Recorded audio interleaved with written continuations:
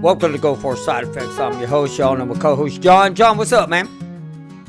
Hey, brother. Doing good. And everybody, this is Wade again. Wade, how you doing, man? He's like my missing co-host right here, man, and everything. But three of us came on tonight because this is going to really be more up Wade's alley than what's going to be mine. Because it's going to be a fast show. We're going to go through a lot of information. But at the very beginning of it, the first thing I want to do is I want John to explain what chemical warfare is and then what the definition of biowarfare is. Biochemical. Okay, so, and then Wade, I want you to do the mycoplasma. And I want you to talk about that. Did I say that correctly? Yeah, mycoplasma. Mycoplasma. I want you to talk about that after John kind of goes, what the chemical warfare and the warfare and the bio is. Go ahead, John. Okay, so I said, what is biological warfare? Welfare in simple terms. It's a deliberate use of disease-causing biological agents such as bacteria, virus, rictus, and fungi or their toxins to kill or incapacitate humans, animals, or plants as an act of war. And as and it says, as far as what is chemical warfare? Chemical warfare is, among the weapons of mass destruction, is probably one of the most brutal created mankind agents. Extremely toxic, synthetic chemicals that can be dispersed as gas, liquid, aerosol, or as agents absorbed to particles to become a powder. I mean, that's a bit of a mouthful, but it's nasty. Yeah. All right, Wade, let's talk about mycoplasma. Yeah, mycoplasma. When I say I've been doing this a long time, I was introduced to this actually in 1997. A few veterans have heard of mycoplasma. For those who have not, mycoplasma was one of the first hypotheses as what exactly Go For illness was. Going back to biological warfare, and if we think back to the pandemic that we had just gone through, and you keep an open mind about this as we go further in the program, to me, this has made sense for many, many years. But a mycoplasma infection is similar to a pneumonia that can infiltrate the cells. And if it has not been treated, it will infiltrate all of the body's cells, as well as it is able to be passed along. It's something that I turned up positive for twice, one in 97, one in 98, something I have never been treated for. And then we can talk more about it later on once we get past deeper into the show. Right. And that's going to be the important part, because we actually have a letter that was sent to you. And this is what's going to be very entertaining, is because we're all experiencing this. And we've had this man on our show, Dr. Nicholson. We all know that he was one of the first leading researchers.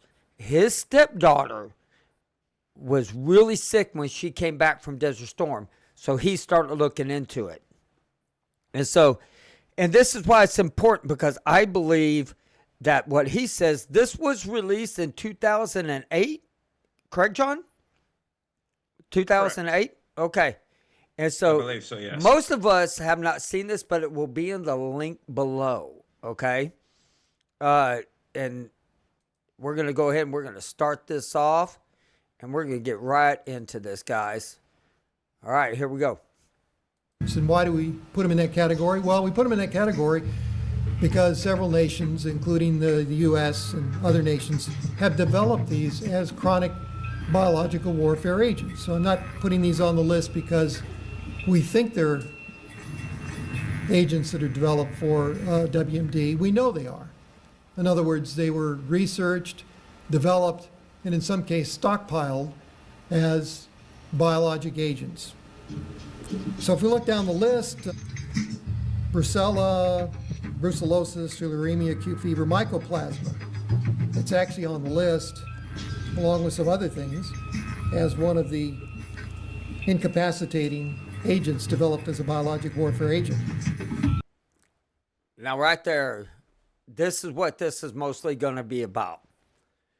And for all y'all who have children, all y'all who in Desert Storm that are suffering, y'all might want to pay attention to this, because in this he gets into detail about some stuff. And I mean, Wade, what I would like for you to do first, tell everybody how long you've known Dr. Nicholson, and Since 1997. Yeah, and tell a little bit of stuff that he's done for the vets. He has done countless research, numerous research published in medical journals that they're still up on the website of imed.org. It's IMMED.org.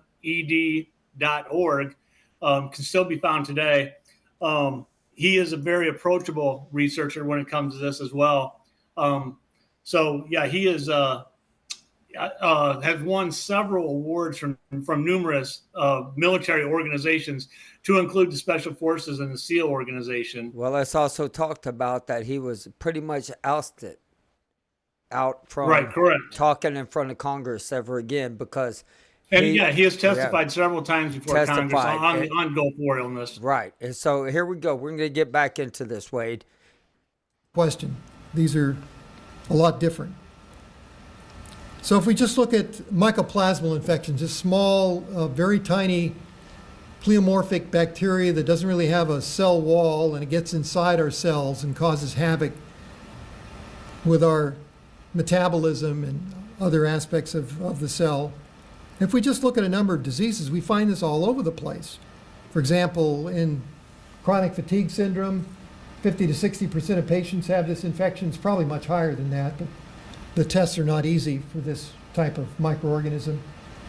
Autism spectrum disorders, different studies that we've done, different parts of the country in the US, 58 to 65%, fibromyalgia syndrome, up to 65%, rheumatoid arthritis, about half the patients, Lyme disease, up to 65% have this as a co-infection with the Lyme Borrelia.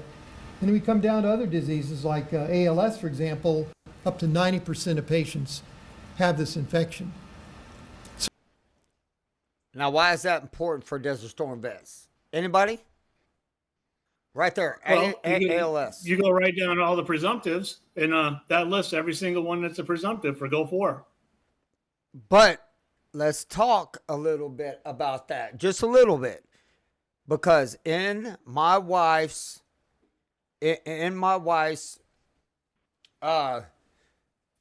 nurse book, when she was going to class, the only thing about Gulf War illness was ALS and neurological disorders like Parkinson's, stuff like that, stuff that mess with the brain. And so that's important, because I didn't put two and two together until I started watching this about biological warfare. And it is nasty. Biological warfare is a nasty, nasty thing. And so I want to get into the next one, because this right here, this is where everything starts really getting interesting for us Gulf War vets. So we know that in some of these diseases, like ALS, which is increasing, very high rate of increase in its incidence, virtually every patient has this type of infection. So we know it's important. So how did we find these, and how we get involved in this in the first place? And this goes back to the Gulf War, the first Gulf War, because my stepdaughter fought in the Gulf War with the 101st Airborne Division, and came back, and she and her colleagues slowly started getting sick. And in her case, she was training to be a pilot when the war broke out. And when she got back, she couldn't complete her flight training. She flunked her flight physical. So she eventually left the Army, and then she went on to medical school and is now a neurologist. So it worked out well for her, but with our help, she overcame her illness. And there were a lot of people who didn't, and who were still in the dark about this. But we started studying veterans, and we started first with the Airborne and Special Forces units, because we had access to those patients. We had good communications there, and this spread to other units as well, where there was heavy involvement. And eventually some of our studies became multinational. We ran our ALS study. We used British, American, Canadian, and 2 Australian veterans. So we had a wide net there, so we're pretty sure that what we found was true of all the veterans that served, that received the military vaccines. Well, ain't that amazing? They study British, Australia. I mean, this is a big deal because I knew a chemical warfare out there. Biological warfare, I mean, I know he's going to get into depth a little bit more on this, but man, it is just... He does a really good job of explaining. I mean, because it affects us so much, a lot of us, some not so much, but a lot of us if you listen to this in its entirety, and it'll be available to look at, pay attention. He's very direct about how he phrases things. It's very clear and concise. And it just reaffirms to us. That's what it does. It's like, oh, I mean, we already know we have issues, but Dr. Nichols is very good about breaking it down into very specific information. Yeah, and this is the part where everything to me gets interesting, right here.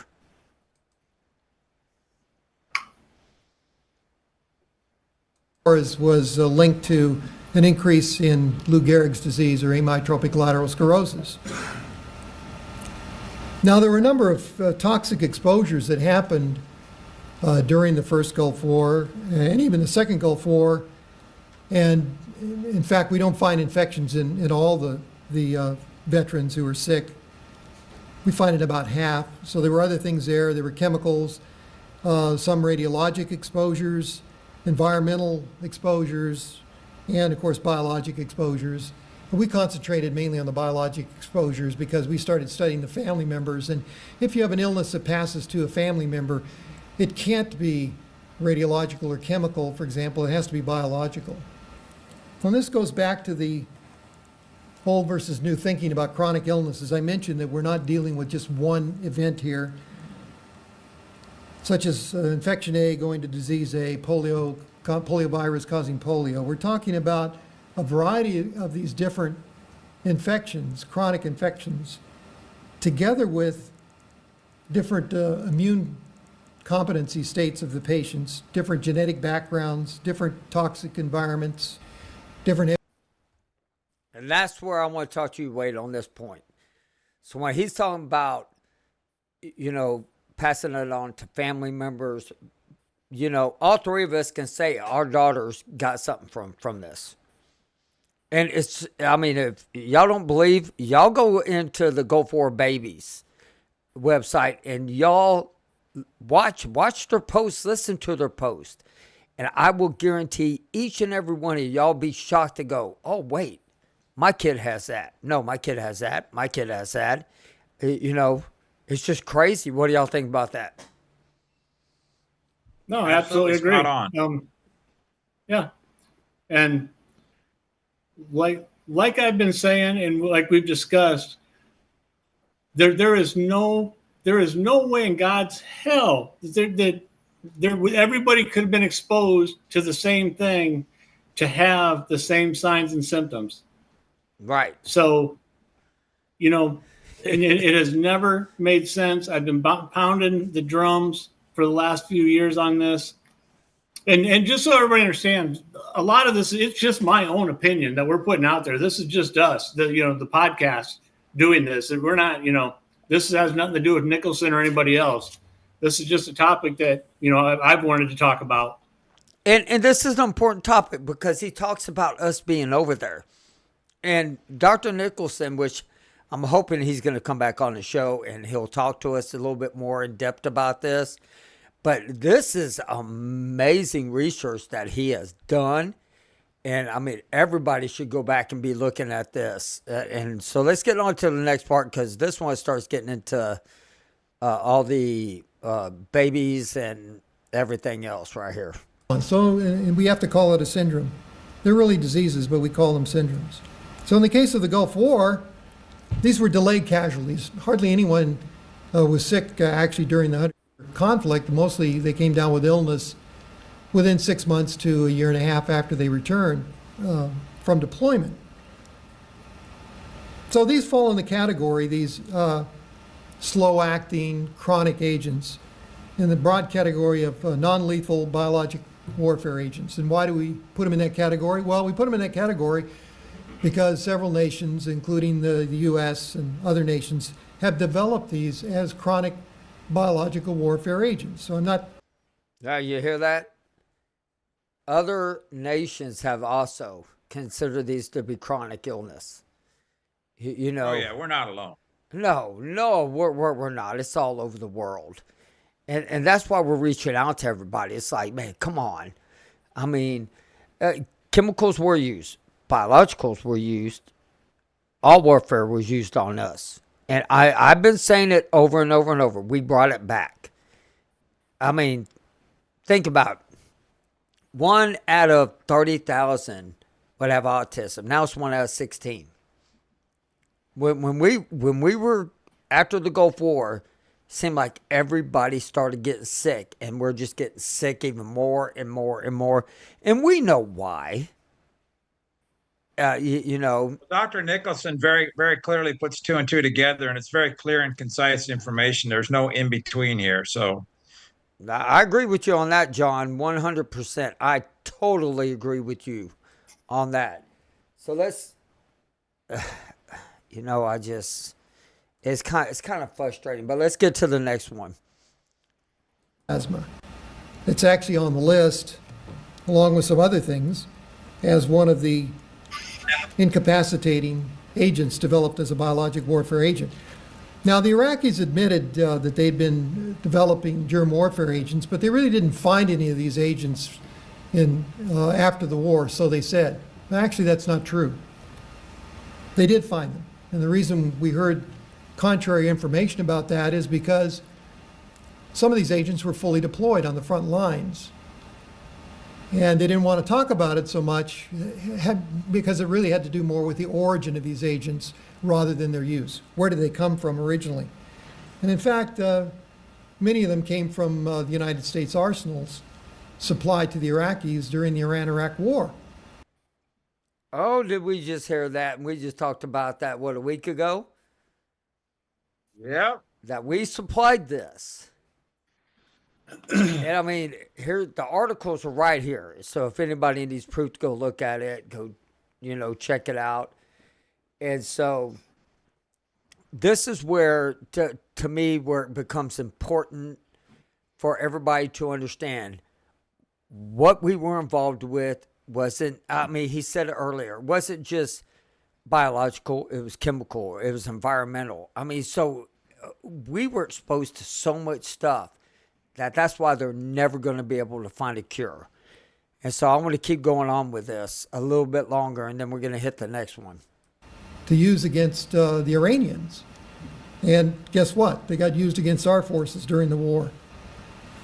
But this wasn't the major source, we think, of infections like the mycoplasma. And when I testified to Congress, I've done that 6 times.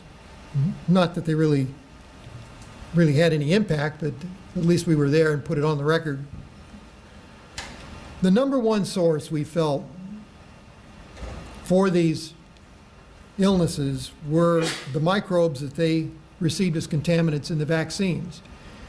Now, most military personnel that were deployed received between 20 and 30 vaccines, generally within a 2 to 3 day period during deployment, which is very, very wrong to do this. It's very immunosuppressive to give all those vaccinations within a short period of time.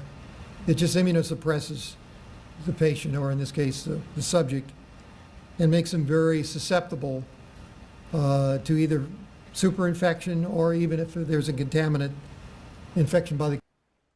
Okay. Do y'all remember lining up, getting shots after shots, shots after shots, shots after shots? Just walk down the line, boom, boom, boom. Yep.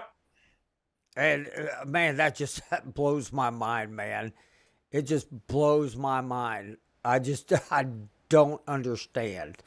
Is that, we find out later that here we were, and I do think the vaccine was also a player in it, but it wasn't just the only player. Although I believe RAC has been talking about the anthrax shot, and I hope they investigate that a little more. But if they come to find out that this is true, why aren't these people prosecuted? Explain to me. Can anybody out there explain to me why these people are not being prosecuted? Anybody? No. Because these guys have a lot of money and they get away with anything that they want to because they have a lot of damn money. Let's get to the next one because I'm about to start getting mad. Within months after that, and we helped some of them. Now we know that biologic weapons were in those bunkers. Why do we know that? Because some of the engineers had their own videotape and took their own video cameras down in the bunkers and started filming the munitions.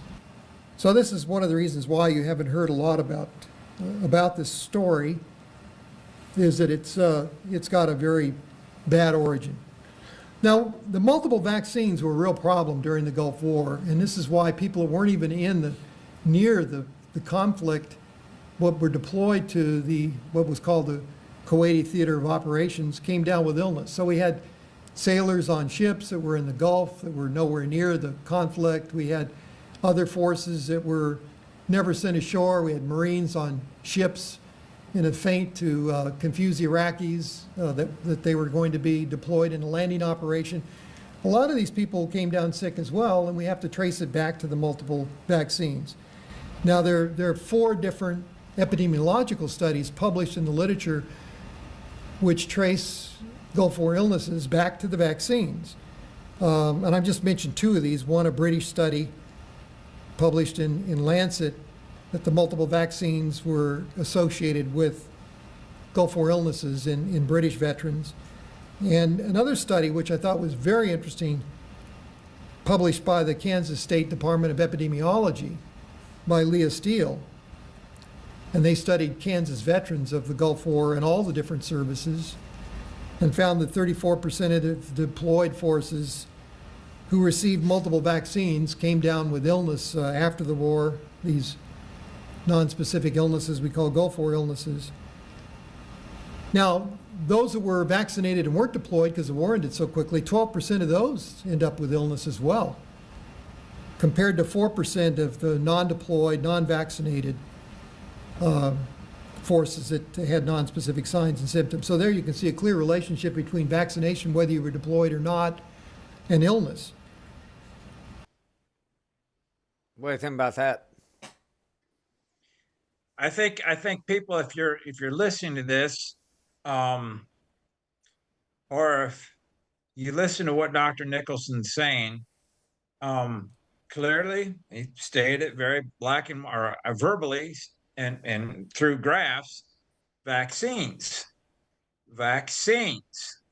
We've had a lot of vaccines that take care of things, and our government wants to push vaccines that perhaps aren't necessarily needed or hide things. I agree with that, John. As a matter of fact, I agree with that, because there has been a study that not a study, but there has been a Fifth Circuit Court of Appeal, I think Washington D.C., stopped them from giving the anthrax vaccine.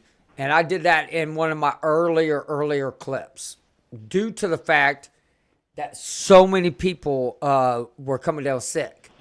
And that was, I mean, right there should have told you that no more experimental vaccines done.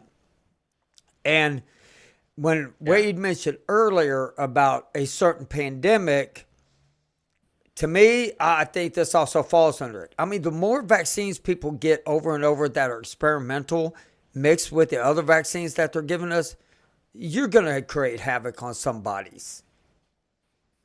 And so let's get to the next one. Of cellular structures, such as the membrane of the cell, is altered because the membrane lipids are damaged. They can't function as well. And interestingly, when these types of microorganisms are released from cells, because they don't have a rigid cell wall like a normal bacteria, they take a little piece of the membrane with it, shown here in red. they take a little piece of the host membrane with them when they exit the cell. Now, because of that, they actually have the capacity to set up an autoimmune response from the host. Because Okay, so I wanted to play just that little part of the clip because I saw it earlier, and I think that's one of our major problems. I do. I think that's one of our major problems is that what he's pretty much, tell me if I'm right on this, Wade, what he's trying to explain is that taking the membrane and taking pieces off of it and, being destroyed basically, that's kind of like what's messing with a lot of us right now. Is that correct? That's kind of the takeaway, and I think that plays a large part into the whole mitochondrial dysfunction, and your energy. Your chronic fatigue. That was kind of my takeaway with it. Yeah, and that's just amazing. All right, let's get to the next one. we find in these patients, they have multiple infections, not all from the original infectious process, but these are infections that they accumulate, they pick up with time. Now let's go back to the Gulf War, because I mentioned that we know that illnesses were spread to family members, so we could document that, and we could see what kinds of things were transferred from a veteran to a family member. In the case of the family members, only the infections are what were probably transmitted to the spouses and children. Now, how do we prove that? Well, we found that the illnesses in the families were related to infection by the same type of microorganism that we found in the Gulf War veteran. For example, we found that 40% or more of the Gulf War veterans had mycoplasmal infections, and ironically, this 40% contributed overwhelmingly to the families that came down with similar illnesses. So if you were infected, then you had the chance to spread that infectious process to your family members. And those family members came down at a very high rate, and that's shown here, the third bar down. The adult family members came down with mycoplasmal infections, and the children did as well. So this just tells you some of the percentages. We studied 110 Gulf War illness patients. More than 80% of them had one infection, Mycoplasma fermentans. And this is completely unusual compared to the civilian situation. We studied 149 family members of these veterans. And we found that 40 out of 57 of the adults were Mycoplasma positive who were sick. And 26 out of 35 of the children who were sick all had the same mycoplasmal infection. Look at that. And 75% in the children, 70.2% in the family members. Numbers don't lie. Numbers don't lie. Right. And so here's the thing about that is, this is what I don't get. They haven't studied all 700,000 of us to 800,000 of us over there. Millions of veterans over there at that time. Through now it's been hundreds of millions over time with all this been going on. But yet the VA has been watching us. Every veteran that was over there, the VA has kept an eye on us, and it kind of did their own evaluation on it. I did bring up an article one time, way back then. It said the first year that the Desert Storm guys came back in the first year, 33,000 or 31,000 have died the first year. It was a news article I put up a long time ago. And I remember I got some slack on that. I'm like, look, I didn't write the damn news article. Somebody else did. But when you're finding veterans at our age passing away as quick as they are, you got to wonder, right here should tell everybody everything. Right here, 75% of our kids have it, 70%. That's bad. Go ahead, Wade, because I can see it in your eyes. You want to say something. Well, like I said, you gotta remember, like I said, you go back to 97 when this first tested positive, and they had a treatment protocol back then that you could go to your physician and try to get. But taking this, I went to the infectious disease at the local VA, at my VA here, and I presented them with this. I presented them with the study, and I was literally told to leave the hospital. Why? And no explanation. The doctor said it's time for you to go, and I was literally just told to leave the hospital. And at the time, I was lucky enough, I was in with the vet center, and so but it was the only bad experience in 30 years I've had at the VA. But literally told to leave the property. So anyway, but yeah, when you're talking about how you can spread it to your family members, I think at the time they even said something about the pets. I mean, at the time it sounded like science fiction, kind of hard to buy into. I think after what we've seen, after we went through with our own pandemic of our time, I think we all know it's really not science fiction anymore, and it's coming around full circle to me, as well as a lot of people that haven't been aware of this, that this was very, very feasible, and nobody other than Nicholson has paid any attention to it. It gets me going. If I can share this real quick. Back in 2000, which the VA and the DOD bought onto it, and in 2000 they did their own study. The National Institute of Health and the DOD, they did their own study. They confirmed Nicholson's studies and confirmed his findings. What? They also DOD did that? The NIH and DOD, they did a combined study, and then confirms data of chronic infections in Gulf War illness patients, and that was March of 2000. And the recommendation was that all Gulf War veterans, Desert Storm veterans, were to be tested, and if positive, to receive treatment. That was in 2000. Of course, you're talking about back then, the internet wasn't huge yet, so. And then after that, I believe it was 2000. And at that particular time, Nicholson was still down at Baylor University, head of the oncology department, which is a fairly prominent position. Around the early 2000s, he was let go from there. Why? Who knows? So he went off and opened up his own institute on his own dime to continue research. And eventually, they basically blackballed him.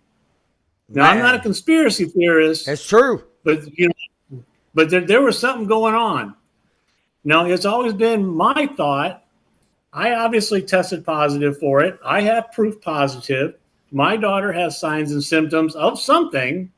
So why would we not just have her tested, just like he said in his presentation, and see if she turned up positive? I mean, it seems to me that's a no-brainer. And why wouldn't any of these researchers that are out there spending all this money, why wouldn't they put a proposal in for this? Very simple. Let's do a trial sample. Let's do 12 veterans. Let's find 12 veterans that are positive. Then let's test their family members, their kids. All this money they're throwing away on supplements and nutritionals. It's, like I said, this whole thing's a real sore spot with me. Yeah, no, I agree with you. I'm already on a roll. I may as well go ahead and throw it out there. Some veteran, I had never seen this stuff before, but some veteran on Facebook had posted it on, this is a VA and up to the Board of Veterans Appeals.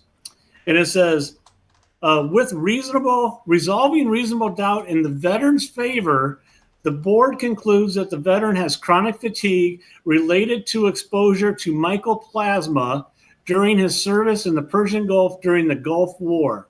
What the? Accordingly, the claim is allowed. I have never, in 30 years, I have never seen that. That's crazy. I mean, I applied for it. I submitted mine for evidence. Well, we're going to bring yours up in just a second, but I want to finish this video real quick. It just got a little bit more I want everybody to hear, and then we'll shut the video down. Now I'm going to show you all Wade's letter. It's crazy. 80 to 90% or more of the patients who were sick had the same infection as the veteran. Normally, you find this in about 4 to 5% of the population as a subclinical infection, or patients who will develop a full-blown infection later on. Now, I mentioned the Gulf War illness patients. More than 80% of them had the one species, Mycoplasma fermentans, and of the several that we tested for, hardly any of them had multiple infections. But in the civilian population, you see a completely different picture. Multiple infections are the normal. Over half the patients had multiple mycoplasmal infections. Now, in the family members, adults who came down with chronic fatigue syndrome, usually spouses, more than 90% of them had one infection, Mycoplasma fermentans. So this traces back not only the timing, but the species of infection to the Gulf War veterans. So we're pretty sure what happened there. Same thing with the children who came down with autistic spectrum disorders. A very high percent of them had just the one species of infection. Now that's crazy, ain't it? That is Kind of just makes you wonder how come we weren't allowed to give blood when we got back too. right. You know Right. what? I wouldn't give blood. There's no way I will give blood because I know there's something in it and it's gonna all I'm doing is Yeah. passing nasties I to got somebody told- else. I won't do it. Now hold on. I will not I do got it. told so I did get blood, but you know they tested. I got a thing back saying that I'm not allowed to get blood anymore. They didn't say why. Now Ah, it makes me imagine- wonder. Really? When did that happen? This was back in they did a thing my mom, so back in 1995. Wow. 1995. Okay. Now, here's Wade's letter. This is the study they did on them. You want to go ahead? Well, this is the letter basically explaining what the mycoplasma was with the positive test results that came back from Nicholson's lab. That's just crazy, man. And it wasn't actually Dr. Nicholson doing his research and the lab were actually independent of each other. So he was not doing, i.e., the testing himself. So they were independent of each other. Just so in case someone's like, "Oh yeah, he came up with his own results." Well, no, he did not. Thank you. All right, I'm going to take this down. Man, that's just crazy. That just actually blows my mind. It does, man. It just unbelievably blows my damn mind. But man, I tell y'all, this is why I wanted to do this tonight. And we're going to get Dr. Nicholson back on because I know he'll come back on. And can I say one more thing, Kevin, about Go Dr. ahead. Nicholson? Go ahead. I had a little disagreement with a mutual friend of ours, which that's what friends do. They disagree, and that's fine. And a lot of people out there have kind of foo-fooed his qualification, and Dr. Nicholson won't come on. We'd be here an hour talking about his qualifications. But just on September 11th of this year, the International Scholar Rankings by Scholar GPS, international, I'm assuming international, doesn't that mean like the world? Yep. This is Dr. Nicholson's ranking. Cell membrane research, number 1. Cancer metastasis, he's number 2. Tumor progression, number 13. Cell and molecular biology, number 53 in the world. That's his rankings. Wow. So when someone says, is he a real researcher? I guess I'll just go ahead and let his qualifications speak for themselves. Thank you. I'm glad you said that because for years he's been saying this, but if you look at it, everything he's been saying then, they're looking at it now. Nobody's looking at it. Well, I'm talking We're about looking at it. no, I'm talking about the other researches that he's done. They're looking at it, the mitochondria. Right. And stuff like that. They're looking at that. And so it's amazing, but it's already been said by the DOD, all this, and it's all been confirmed. So this is another thing we got to look at. This is another thing we got to step up. We got to all be together. Everybody has veterans together. And I just want y'all to know before we close out, I did get an email this week from a young lady out of Louisiana, and I'm going to thank her for reaching out to me. And I really and truly 100% and 10%, you know, was able to talk to her, and it was awesome, man. It was one of them, and that's what I'm saying. If you're listening to this on Spotify, if you're listening to this on iHeartRadio, any of them, even YouTube, or you don't have Facebook, you don't want Facebook. A lot of people don't, but anyway, I'm just saying. Y'all please get a hold of me at Kevin Simon at goal4sideeffects.com. My producer puts everything down in the bio where you can get a hold of us and you can talk to us. Me and John will talk to you. Get a hold of Wade. Wade's more experienced at this part of it and some of the, well, most of it, all of it. Well, anyway, but he is. I mean, really. And that's why we bring Wade on. He's full of information. I love having him on. And I mean, we have a good time. We're lighthearted about this, but it's also serious. This is a serious issue. And for all y'all to let you know, I'm going to say this at the very end. Go check out the YouTube. We only need like 180 subscribers to get up to 1,000 because we want to streamline this and we want to go on YouTube and a lot more platforms. We want this to grow. We want veterans community to come in so we can stop this. The other thing that I'm going to ask for each and every one of y'all to do, if you don't mind, stop getting into these groups and hating on each other. All veterans need to come together. We all are fighting battles on the front line, on the back line, and when we're old. Elderly, down to the young ones that are in. That's all I have to say about that. I want to wish everybody a good night. Thank y'all for coming on. Wade, John, thank y'all. And we will see y'all next week.